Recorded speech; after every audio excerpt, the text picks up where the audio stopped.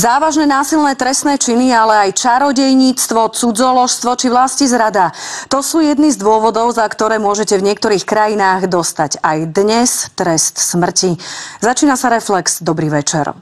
Poslednú popravu u nás vykonali pred 35 rokmi. Potom bol trest smrti na Slovensku zrušený. S najväčšou ľudskoprávnou organizáciou sme zhrnuli základné fakty a argumenty o tejto téme. Nasledujúci obsah nie je vhodný pre maloletých divákov a ľudí s citlivou povahou.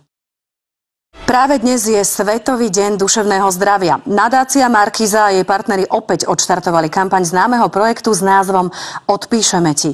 Tento rok sme sa však nezamerali iba na šikanované deti, ale aj na všetky duševné problémy, ktoré deti a mládež trápia. Najprestížnejšia hokejová liga sveta zavítala uplynulý víkend do Európy. Hviezdy kanadsko-americkej NHL a kvalitný hokej si mohli fanúšikovia pozrieť naživo v hlavnom meste Českej republiky.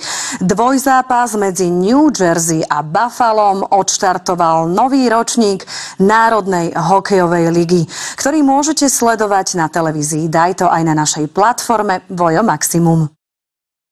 Čo nie je vidieť, to nikto nerieši. Pod našou najväčšou zásobárňou pitnej vody potichu už 10 ročia. Týka časovaná bomba. Viac aj o tejto téme si povieme zajtra. Dovidenia.